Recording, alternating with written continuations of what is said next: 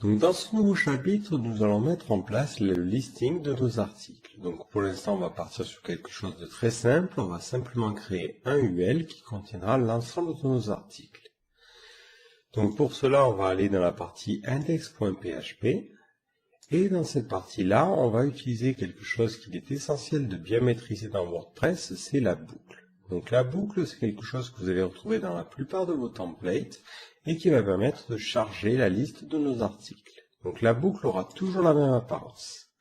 D'abord, on aura une première condition où on vérifiera est-ce qu'il y a des articles.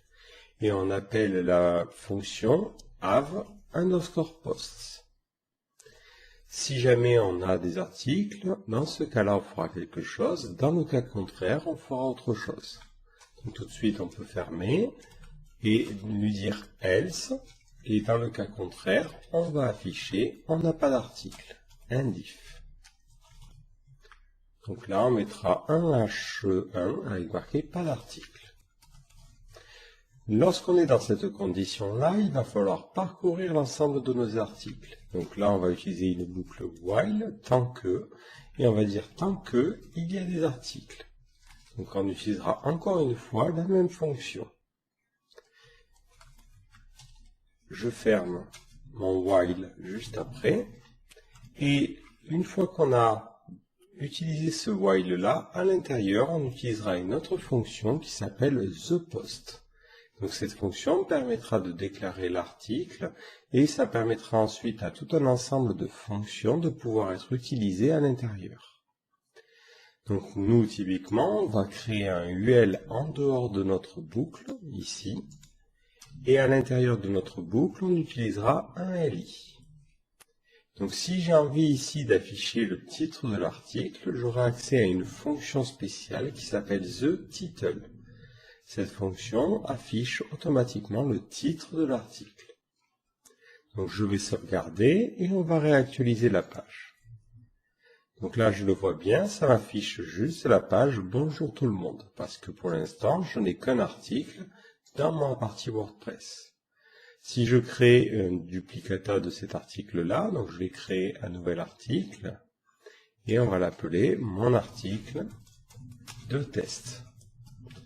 On mettra peut-être un petit module, on mettra simplement du texte. Je vais publier cet article-là, donc je clique sur publier. Et si je reviens sur ma page d'accueil, j'ai maintenant mes deux articles. Et ils sont organisés automatiquement du plus récent au plus vieux. Donc si par exemple j'ai envie d'afficher l'auteur de l'article, je peux mettre ici un tiret et mettre php the_. Et là, vous avez l'ensemble des fonctions que vous pouvez utiliser. Et si je réactualise la page, je vais avoir le nom de l'auteur. Si je veux faire un lien vers l'article en question, je peux ici prendre ce contenu-là et l'entourer d'un lien. Et là, je vais faire un lien. Et à l'intérieur du lien, je vais pouvoir utiliser la fonction the_permalink qui permet de générer le lien vers un article. Et cette fonction, je ne lui passe aucun paramètre. Et vous allez avoir comme ça tout un tas de fonctions que vous allez pouvoir utiliser et qui va vous permettre d'afficher des informations concernant les différents articles. Donc là, je sauvegarde, je reviens sur ma page et je peux maintenant cliquer sur les articles et on voit en bas que c'est le bon lien vers la page. Donc je n'ai pas activé la réécriture d'URL, c'est pour ça que j'ai des paramètres comme ça, mais ça permet de fonctionner et de lier vers chacun de nos articles. Alors on peut se demander maintenant, d'un point de vue technique, comment ça fonctionne. Qu'est-ce que font ces fonctions-là? Donc si on regarde à l'intérieur de la fonction HavePost, c'est plutôt simple. En fait, ça fait référence à une variable globale qui s'appelle WP-Query. Cette variable, c'est une variable qui contient la requête qui est actuellement demandée, c'est-à-dire quelle page on essaie d'avoir ou quel contenu on veut avoir. Et ça appelle sur cet objet-là HavePost pour vérifier s'il y a des articles. Donc le while et le if font appel à cette même méthode. La fonction ThePost, qu'est-ce qu'elle fait? Elle appelle pareil, une référence à WP Query, et ensuite elle utilise ThePost dessus. Si je regarde la définition de cette méthode-là, alors là je n'y ai pas accès, il faut que je regarde la méthode ThePost sur l'objet WP Query. Donc je vais chercher en faisant CTRL-P WP Query. Donc je tombe sur cette classe-là et je vais chercher the_post. Donc je tombe sur cette méthode, mais globalement qu'est-ce que ça fait? Ça déclare une variable globale qui s'appelle post, ça va itérer dans la boucle et ça va changer la valeur de post. Donc en résumé, ce que fait cette fonction-là, c'est qu'elle prend la variable globale post et elle va changer sa valeur avec le nouvel article. Ce qui fait que maintenant, les fonctions comme the_permalink, the_title, si on regarde à l'intérieur, elles récupèrent l'article en appelant la méthode getPost. Donc moi, vu que je n'ai passé aucun paramètre, post aura la valeur 0. Et si on regarde cette fonction getPost, ça récupère la variable globale post. Voilà, alors je sais, ça fait un peu compliqué de regarder le code source, mais c'est important de juste comprendre ce principe-là. Si vous n'appelez pas ThePost, à aucun moment on change la valeur, et du coup ce qui va se passer, c'est que vous allez boucler à l'infini. Et ensuite, les autres fonctions n'auront pas accès à la valeur de post. Donc c'est pour ça que c'est important à ce niveau-là. Si vous voulez juste, par curiosité, débugger les choses, ce que vous pouvez faire à ce niveau-là, c'est faire un PHP, faire un global pour récupérer la variable global post, faire un global WP query pour récupérer la variable global query, et faire un vardump de post et un vardump de WP Query. Alors attention, ça va être assez épais parce qu'il y a beaucoup de données dedans. Et faire un die derrière. Si je réactualise ma page, voilà, on voit que dans le post, on a un objet qui représente notre article, où on a l'ID, on a l'auteur et on a d'autres informations. Et un petit peu plus bas, je ne sais pas exactement où ça va être, parce que c'est pas très bien séparé, on va avoir un objet de type WP Query. Alors on va peut-être séparer les choses.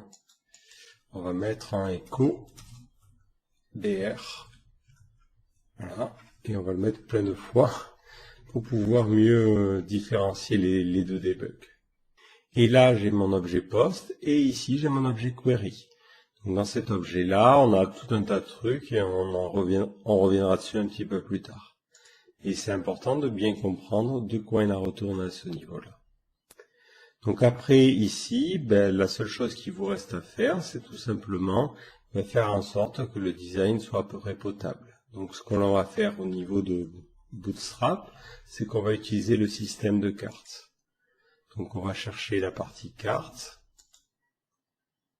Voilà, et on va essayer de créer une carte qui ressemble à ça. Peut-être on mettra avec un sous-titre, ça peut être pas mal. On va prendre ce truc-là, on va faire un mélange un peu des deux. Donc on ne va pas utiliser ici des UL, mais on va tout simplement utiliser nos cartes. Donc c'est souvent ce que vous allez devoir faire lorsque vous avez besoin de dynamiser un thème.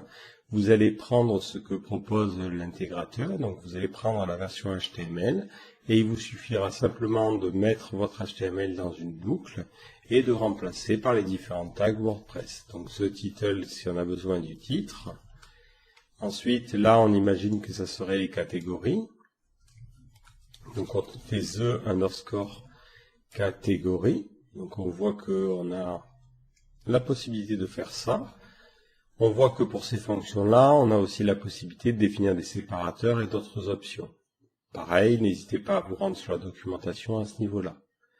Autre petit détail, la plupart des fonctions que l'on va utiliser ont un équivalent sous forme de getter, qui vous permet de récupérer la valeur. Donc lorsque vous faites un the_catégorie, c'est juste un raccourci vers cette fonction-là. Pareil, the_title, c'est juste un raccourci vers getTheTitle, sauf que ça rajoute du comportement supplémentaire. Donc vous allez avoir comme ça beaucoup de fonctions qui ont un équivalent sous forme de getter. Donc là, on va avoir le lien, donc on va dire que ce sera voir plus. Et au niveau de notre lien, on va mettre the permalink. The permalink. Après, vous pouvez aussi pas mal découvrir les fonctions juste en tapant the underscore et voir ce qui sort. Alors pour la partie texte, on va mettre un the content. Alors il faut savoir que si vous êtes sur un listing d'articles, the content n'affichera pas forcément tout le contenu de l'article, mais affichera un extrait qui vous permettra ensuite d'aller vers la suite. C'est ce que vous voyez ici, vous avez le more link text. Ça peut permettre de mettre un lien en voir plus. Lorsque l'article est un peu trop long, ça va le couper et ça va faire ça. Et je vais fermer à ce niveau-là. Donc je réactualise ma page, ici, et j'ai maintenant mon article qui lui est en non classé. Alors le the catégorie, on voit que ça fait un UL et des LI. Voilà. Et vous pouvez changer ce comportement évidemment. Et ensuite, on a mon texte et on a notre contenu. Et on a notre lien en voir plus. Au niveau de l'administration de WordPress, je vais juste aller sur Keykipsum et on va générer des longs textes. Donc je vais aller dans la partie paragraphe et je vais générer 5 longs paragraphes. Donc je vais aller sur mon article de test et insérer mes longs 5 paragraphes. Et l'avantage, c'est que tout en haut, je peux dire qu'après le premier paragraphe, je veux lire la suite. Donc je peux cliquer ici, insérer un bloc après. Et au niveau des blocs que je peux insérer, si je cherche plus, alors je ne sais plus exactement le nom du bloc, je crois que c'est dans la partie mise en page, vous avez un lire la suite. Donc ça voudra dire que quand on fait un the content, tout le contenu qui est avant va s'afficher. Le contenu qui est après ne sera disponible que sur la page de présentation d'un article. Si je clique sur mettre à jour et que je réactualise la page de listing d'articles, on voit qu'automatiquement il a coupé au bon endroit. L'autre solution, si vous voulez des extraits, c'est d'utiliser le champ extrait qui se situe à droite. Là, on met un court extrait. L'avantage, c'est que l'utilisateur peut choisir de mettre un texte qui est différent de celui de l'article. Dans ce cas-là, au niveau de la partie listing, ce n'est plus the content que l'on va utiliser, mais c'est plutôt the excerpt. Donc ça permet de récupérer l'extrait qui a été associé à un article. Et on verra bien que ça mettra un court extrait. Donc là, ça commence à prendre forme. Peut-être juste, on va gérer le fait que les cartes soient alignées. Donc on va entourer tout notre contenu d'une div qui aura la classe row. Donc ça, c'est propre à Twitter Bootstrap. Et à l'intérieur, hop. Donc ça va être ici. Et toutes ces cartes, on les mettra dans une div qui aura la classe col-sm-4 pour avoir 3 colonnes. Voilà. Et c'est bien dans le while qu'on fait ça. Si comme moi votre HTML commence à plus ressembler à rien, que l'indentation n'est pas respectée, sur Visual Studio Code, vous pouvez faire un CTRL-SHIFT-P et ensuite vous cherchez reformater ou mettre en forme et vous mettez mettre en forme le document avec. Et vous mettez PHP IntelliFence. Et là, automatiquement, ça va bien réorganiser les choses. Voilà. Alors, peut-être maintenant, on veut gérer aussi la possibilité de mettre une image à la une pour que ça soit un petit peu plus sympa et que ça colle un petit peu plus à ce que l'on a au niveau de Bootstrap. Donc, pour les cartes, on a la possibilité tout en haut, juste avant notre card body, de mettre une image. Donc, juste ici, avant le card body, on veut une image. Donc si je reviens dans la partie édition d'articles, je vais modifier celui-ci. Je vois que je n'ai pas la possibilité de définir une image à la une. Donc ça, c'est dû au fait que notre thème ne supporte pas ça. Dans notre fichier functions.php. On va revenir ici. Dans la partie où je rajoute le support du title tag, je vais aussi rajouter le support des post thumbnail. Maintenant, si je reviens sur mon article ici, je vais avoir la possibilité, si je réactualise, de définir une image de mise en avant. Je vais choisir d'envoyer une nouvelle image. Donc, je vais prendre simplement l'image par défaut de Windows et je clique sur définir comme image en avant. Et je clique sur mettre à jour.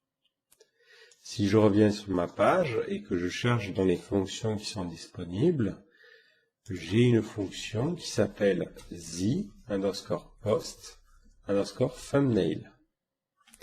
Et ça, par défaut, ça prend en paramètre optionnel la taille de l'image, mais si je regarde dans la documentation, ça affiche l'image. Donc ça génère en fait toute une balise IMG qui contient le lien vers notre article à la une. Et si je réactualise la page, voilà, on voit que ça donne une image en très très grand. Donc nous, le problème, c'est qu'on veut en plus une classe supplémentaire. Donc si je regarde la signature de cette fonction, ça prend en premier paramètre une taille, et par défaut, ça sera post thumbnail. Donc ça, la taille, ça correspond à différents formats que l'on peut définir. On en parlera un petit peu plus tard. Et ensuite, on a des attributs. Donc moi, je vais définir un attribut, par exemple, classe, qui sera card-img-top. Je vais aussi définir un attribut alt et je vais le mettre vide parce que cette image n'est pas essentielle pour la compréhension de notre page. Et dans ce cas-là, si je réactualise ma page, je vais bien avoir mon image qui sera mise au-dessus de notre carte. Bon, par défaut, il fait un petit peu n'importe quoi. Donc ce que l'on va rajouter, c'est rajouter dans la partie style. Donc ça, c'est un petit peu de CSS, un 8 automatique. Voilà. C'est juste pour l'exemple, en l'occurrence. Et là, on a bien notre image à la une. Bon, c'est pas idéal parce que l'image est très très grande et du coup, ça fait charger une très grande image.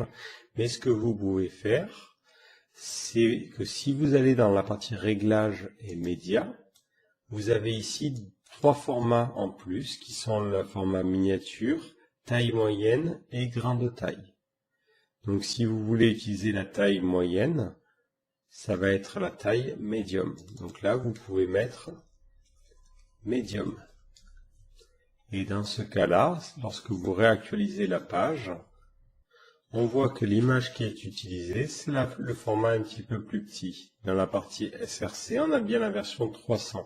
Alors que tout à l'heure, lorsque j'utilisais post thumbnail, c'était la version originale qui était utilisée. Donc en termes de poids, c'est pas du tout la même chose. Mais là, vous avez maintenant une meilleure compréhension du fonctionnement de la boucle.